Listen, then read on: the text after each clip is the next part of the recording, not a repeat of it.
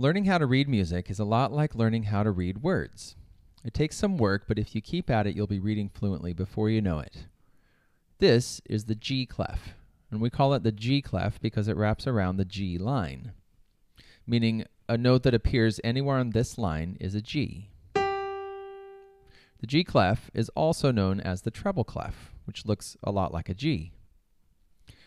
The F clef, on the other hand, wraps around the F line, and a note that appears anywhere on this line is an F. The F clef is also known as the bass clef. And when we put these two together, we call them the grand staff. This is still treble G, and this is still bass F. Now, middle C can be found here or here. So far, we have three landmarks: treble G, bass F, and middle C in both clefs. So let's add one more landmark, third space C, to both clefs. Here it is in the treble clef, and here it is in the bass clef. Keep these landmarks in your mind as we go on. As we move up the staff, we move up the musical alphabet. Let's start at that third space C and go upward.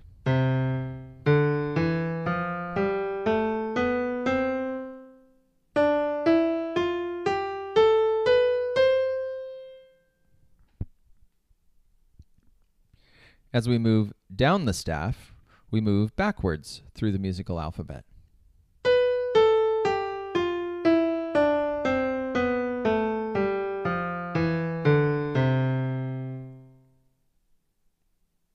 So, by using landmarks, then counting up or down, we can find the name of any note on the staff. For example, let's say we have this note. We know that third space C is here, and we can walk up the alphabet to find that this is D, and this is E.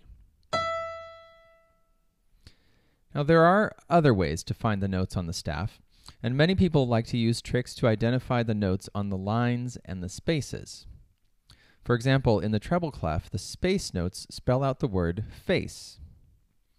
Using this method, if we want to name this same note, we can count up the spaces F, A, C, E to find once again that this is an E on the top space. The lines on the treble clef are E, G, B, D, F. And there are several mnemonics, such as Every Good Boy Does Fine, that will help you to memorize these. However, if you want to become fluent, I would suggest that you just memorize E, G, B, D, F. Or better yet, just practice the notes until you don't even have to think of any process. You just know where every note is. But if you're determined to use a mnemonic to remember the lines and spaces, then I should give you one for bass clef too.